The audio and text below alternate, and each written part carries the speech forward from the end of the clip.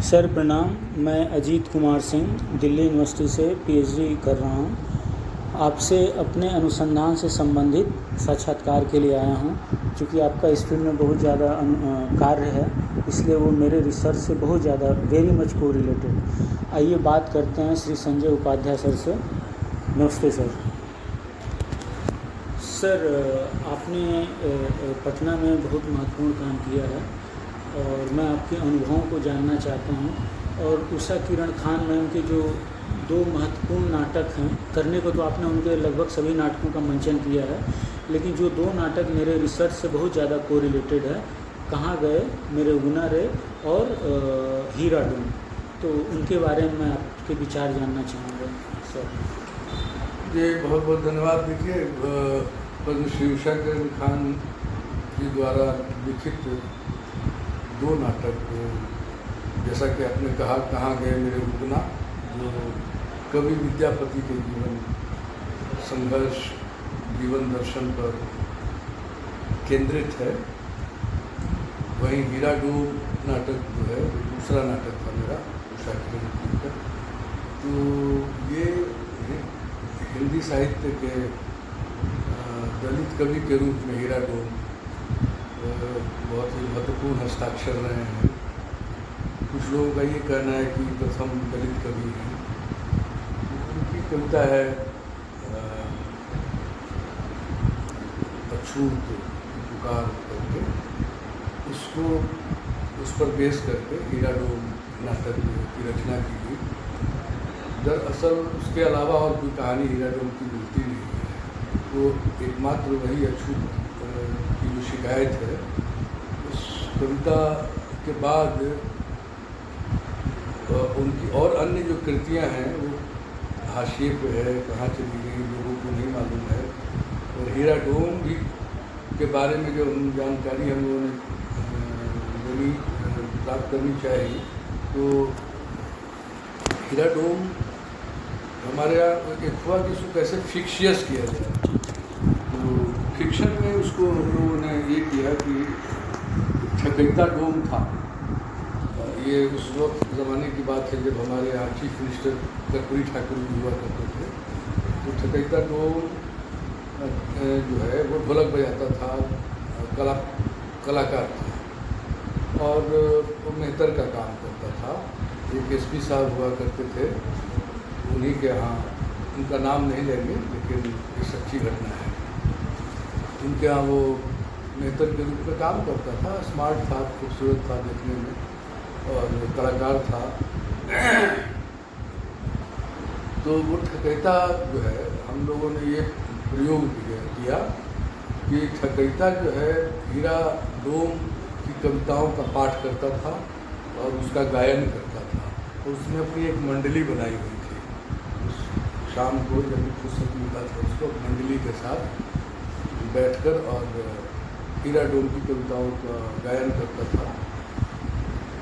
तो एक बार की बात है कि ठकैता जो है, तो मेम साहब ने, एसपी साहब की जो पत्नी थी, उन्होंने रिवाल्वर चोरी का इल्ज़ाम लगाया उसको, और चोरी का इल्ज़ाम लगा के उसको अरेस्ट करवा दिया। और उसके बाद पता ये चला कि उसकी हत्या कर दी गई थाने में। उसके छाती पे चढ़ के और तांडव किया गया और फिर उसके मुँह से खून निकला, मर गया। रातों रात लाश को गायब करा दिया गया।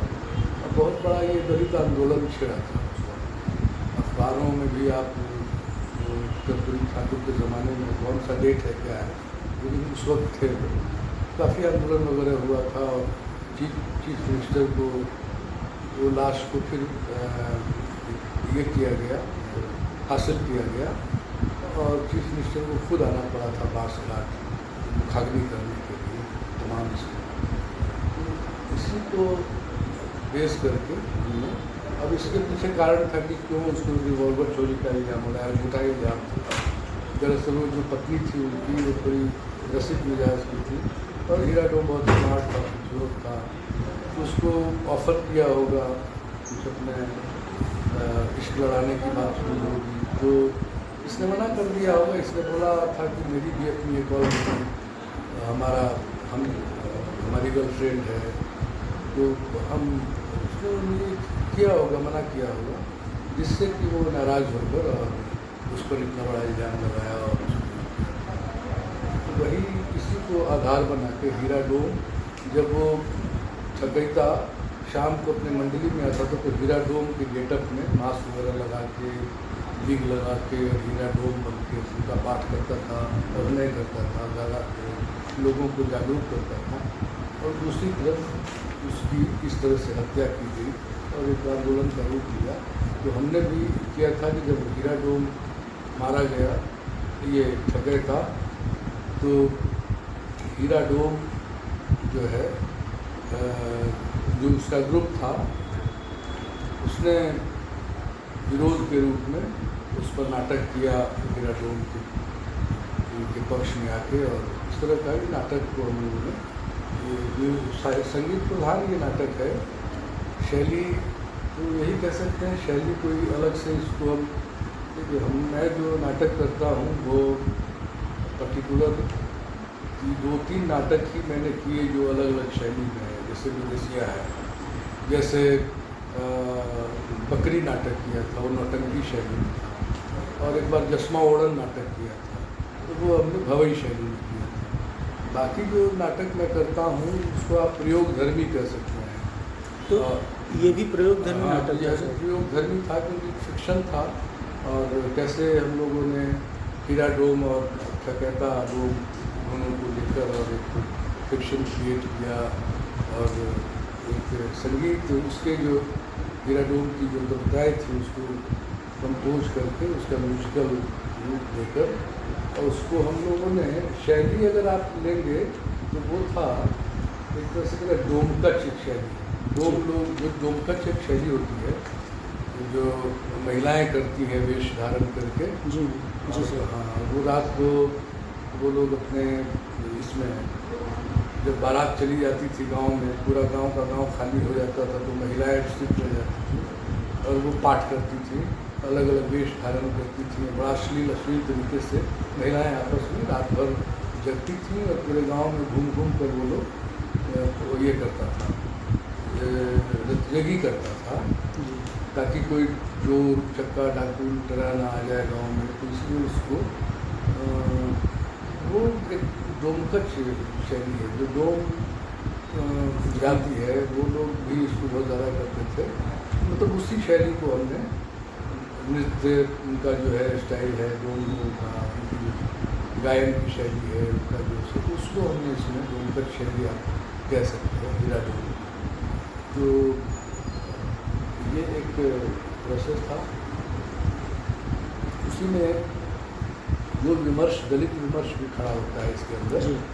और वो विमर्श काफ़ी कुछ, जैसे उनकी जो जातीय अस्मिता है, उनका जो वर्गीय, उनका जो अस्मिता है, उसकी रक्षा के लिए वो अछूत की शिकायत में बहुत लंबी कविता आप उसको पढ़ेंगे, कैसे अपना धर्म परिवर्तन करना चाह रहा है, बोल रहा है कि अगर हमारे साथ न्याय नहीं किया गया तो हम अपनी जाति बदल लेंगे, अपनी धर्म बदल लेंगे और हम क्रिश्चियन हो जाएंगे।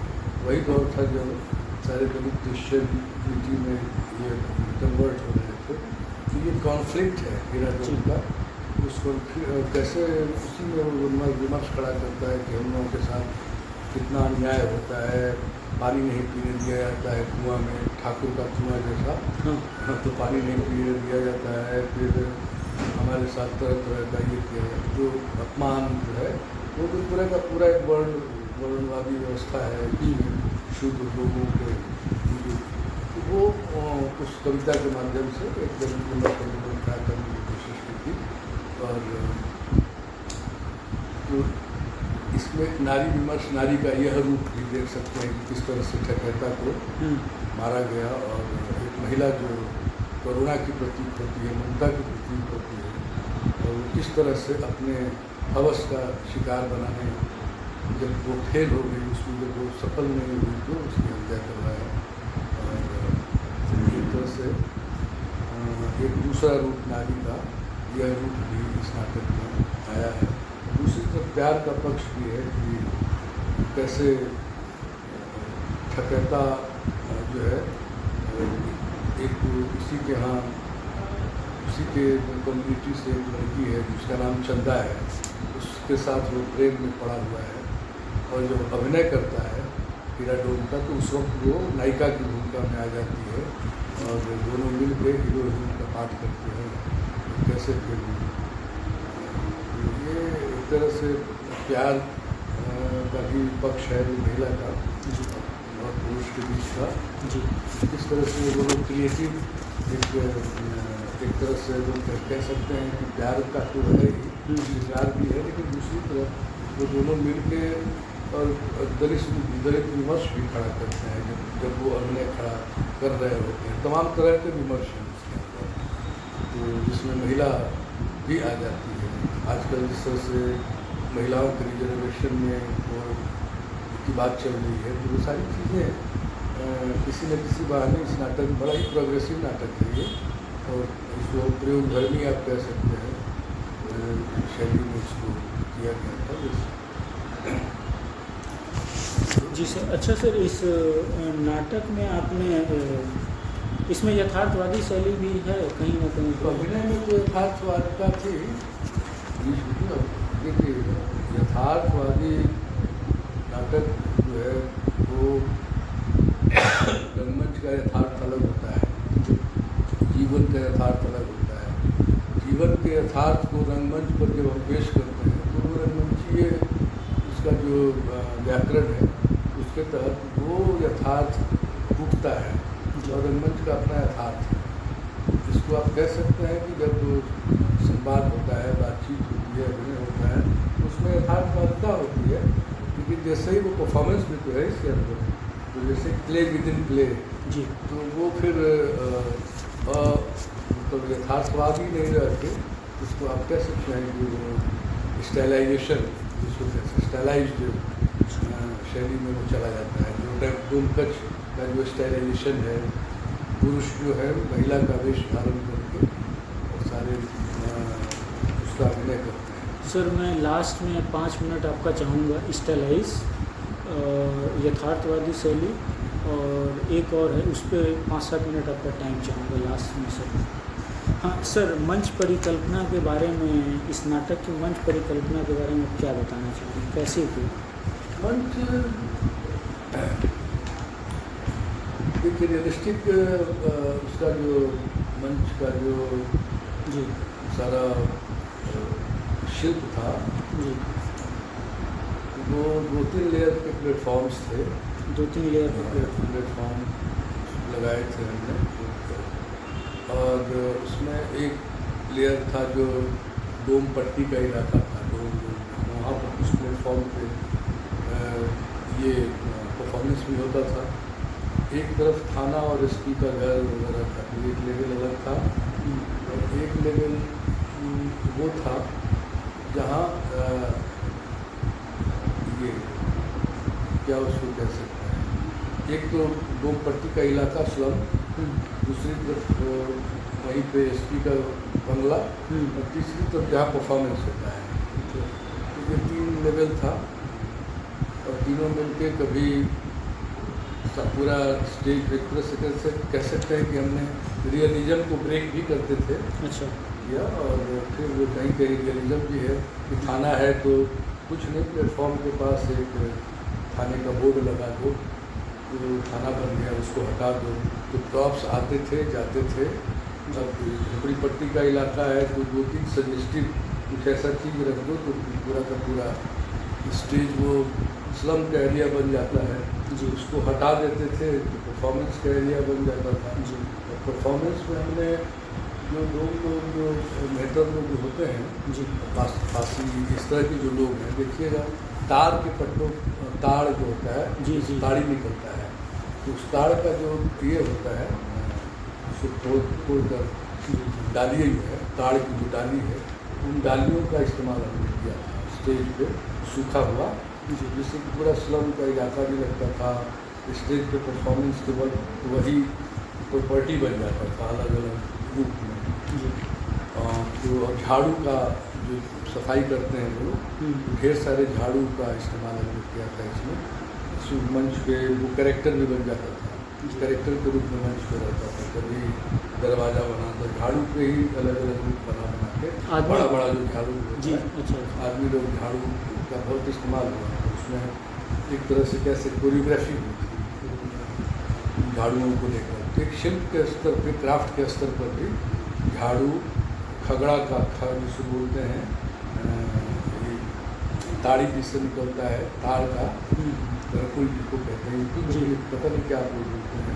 सर हम तो तड़कुल ही जानते हैं। तरकुल ना, हाँ, वही तरकुल का डाली जो है बड़ा बड़ा, उसका इस्तेमाल हम लोगों ने किया था जी, जिससे कि पूरा का पूरा वो उस मटेरियल जो था वो ऐसा लगे कि स्वयं झाड़ू, फिर वो ताड़ का पत्ता, और जहाँ पे लगता था ताड़ी खाना भी है, जो भी है, तो उसमें कभी कभी बैकड्रॉप में उसको दो लोग लेके खड़े हो गए तो वो एक तरह से इमेज बनता था अलग अलग तरह से। इस तरह की शैली थी।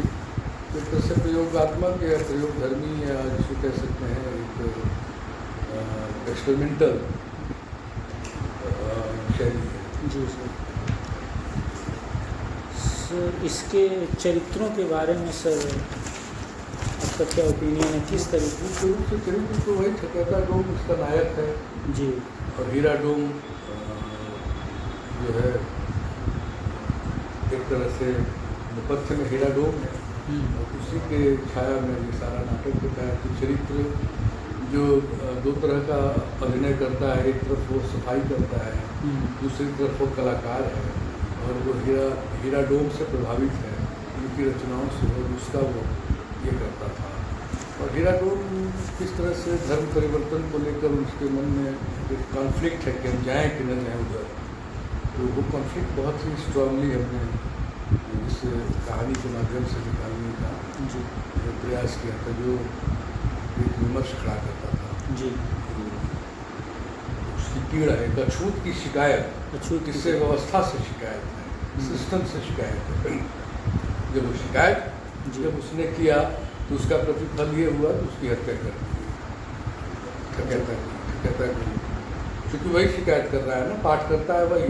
जी, तो लोगों के मन में व्यवस्था को लगा कि सिस्टम को ये लगा कि अरे ये तो बहुत ही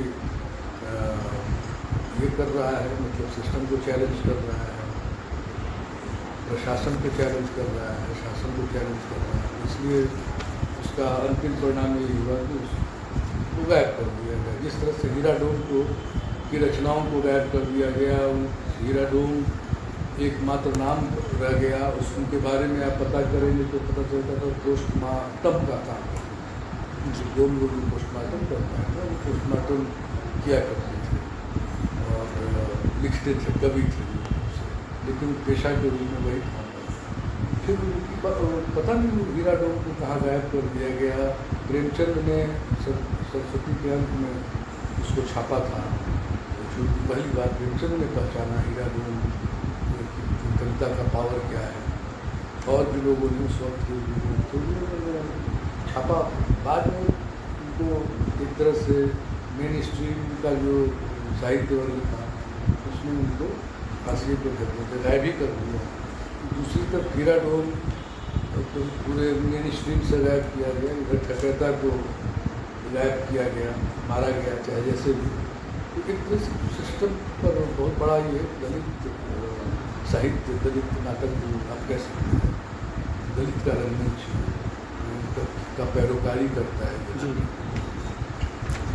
अच्छा सर, चरित्रों के संवाद किस तरीके के, जैसे कि बॉडी लैंग्वेज के, इमोशंस के आधार पे, परिस्थिति के आधार पे, काल के आधार पे, उसके बारे में कुछ? सब होता है नाटक में। जो आप मंच पर अभिनय कर रहे होते हैं, सारे अभिनय, चाहे वाचिक अभिनय हो, जिसमें कि इमोशंस, अलग अलग इमोशंस होते हैं, जी, और आंगिक अभिनय भी है। आंगिक अभिनय में नृत्य की शैली, इसमें हमने जो डोमकच में जो डांस किया जाता है, नर्तक जो एक तरह से कह सकते हैं कि नट बन के और वो काम करते थे, तो आंगिक अभिनय में वो है। तो नृत्य की शैली, बंडा नाच जैसे कह सकते हैं, नट का। और तीसरी तरफ वाचिक हो गया, आंगिक हो गया, और ये कहते हैं आहार्य। जी आहार्य अभिनय में उस परिवेश को हमने पकड़ने की कोशिश की थी। उस परिवेश जब वो मंच पे आते थे तो उनका परिहास, आहार जो है वो बदल गया। जब रियल लाइफ में जब अभिनय चल रहा होता है तो उस वक्त का आहार ये अलग है। और एक तरफ क्रिश्चियनिटी का भी हमने प्रतीक डाला था स्टेज पर, जी और तीसरी तरफ सिस्टम पुलिस का जो अपना आहार है। तो सब मिलकर नाटक में देश काल परिस्थिति के साथ साथ ये चारों अभिनय के जो ये हैं, और सात्विक अभिनय सबसे इम्पोर्टेंट होता है, जो इमोशन के साथ चलता है, जो ट्रूथ के साथ चलता है, जो बिलीवेबल कहा जाता है कि सत्य बिल्कुल ही लोग उस पर विश्वास करें, विश्वसनीयता जिसमें होती है, वही अभिनय सबसे अच्छा होता है। इन सारी चीज़ों को नाटक में तो इस्तेमाल होता ही है। जी जब अभिनेता अभिनय कर रहा हो तो सारे इमोशन, सारे वो जो उसका जो कहानी का जो ये है प्रवाह है, उसमें अपने आप को ले जाता है। अच्छा सर, प्रकाश परिकल्पना के बारे में आपका क्या ख्याल है? यहाँ पर प्रकाश परिकल्पना का किस तरीके का? बहुत अच्छा। प्रकाश परेकर को बिहार में अच्छे प्रकाश परिकल्पक निकले हैं जी। और नई पीढ़ी में भी ढेर सारे लोगों नाम, बहुत सारे नाम हैं सर जैसे कि आपने यहाँ पे मॉर्निंग, इवनिंग या इमोशंस जैसे खुशी, उनके लिए क्या अलग अलग कलर का, लाइट का प्रयोग किया लाइट होता है। लाइट भी तो एक चरित्र होता है ना। जी जी। वो चरित्र की तरह आता है। और प्ले का जो सिचुएशन है उसको एनहांस करने के लिए वो अपनी तरफ से कलर का प्रयोग करता है अपने, उसके मुताबिक वो प्ले में जो शिफ्टिंग, उसको कहते हैं कंपोजिशनल लाइट। जी। जिस तरह से प्ले में गति पैदा करने के लिए तरह तरह के ये क्या कहते हैं कॉम्पोजिशंस होते हैं, जी। उसी तरह से लाइटिंग का भी कॉम्पोजिशन होता है। वो कभी कैसे फेड आउट, कैसे फेडिंग होता है, फिर कैसे सुबह का दृश्य है तो सुबह का दृश्य, फिर उसको फेड आउट करके रात का, फिर ये सारी चीज़ें एक प्ले के अंदर एक कैरेक्टर की तरह लाइट भी रन करता है। लाइट डिजाइनर उसको डिजाइन करता है उस तरह से एंगल डिसाइड करता है, किस एंगल से हम लाइट गिराएंगे तो उसका क्या इफेक्ट आएगा। ये सब तो जब परफॉर्मेंस हो रहा होता है हीरा डोम का, उस वक्त की लाइटिंग बिल्कुल ही एक तरह से क्या फैंटेसी लाइट शुरू होता है, जो वो सारा कुछ आ गया। और जैसे ही वो अभिनय वाला पक्ष ख़त्म हुआ, रियल लाइफ में कहानी शुरू हुई तो उसकी लाइटिंग बदल गई। ये सब तो लाइट डिजाइनर का काम होता है। उसको नाटक के मूल, नाटक का कंटेंट, इन सबों को देखते हुए बहुत ही चरित्र अदा करता है। अच्छा सर, जो दूसरा नाटक है कहाँ गए मेरे उगना रे, उसके बारे में? हाँ, तो ये कहाँ गए मेरे उगना विद्यापति के ऊपर, जैसा कि मैंने बताया, कवि विद्यापति जी। तो ये इसको लेकर भी बहुत बड़ा इनका वो तो अथाह समुद्र है विद्यापति की रचना और ये रचना जी। तो उनका जो जीवन है वो भी लंबा, मतलब एक तरह से 100 साल से ऊपर की आयु में उनकी मृत्यु है। बहुत बड़ा जीवन उन्होंने देखा है। और राजा शिव सिंह के दरबार में वो दरबारी कवि के साथ साथ वो सेनापति की भूमिका में रहते थे, वो मित्र की भूमिका में थे, बड़े थे शिव सिंह से। तो इस तरह से उनको तुगलक जो था दिल्ली में उस वक्त 13वीं शताब्दी वगैरह के आसपास का है, जिस तरह से वो आक्रमण ये करता था, टैक्स वसूलता था अलग अलग रजवाड़ों से, तो शिव सिंह टैक्स नहीं देते थे, इसलिए एक बार इनको गिरफ्तार कर लिया था और अपने यहाँ कैद कर लिया था दिल्ली में। तो किस तरह से विद्यापति कवि जाकर वहाँ उनको छुड़ा के लाते हैं तुगलक के पास, अपनी रचना को सुनाकर, कविता को सुनाकर, गाना गा के उन्होंने तुगलक को ये हाँ उनको खुश कर दिया और वहाँ से छुड़ा कर लाए थे। एक तो ये इनकी कहानी है। दूसरी कहानी है कि शिव सिंह जब गायब हो गए, एक बार और अटैक किया तो शिव सिंह खुद गायब हो गए, उसके हाथ नहीं लगे, और जब गायब हुए तो आज तक नहीं लौटे।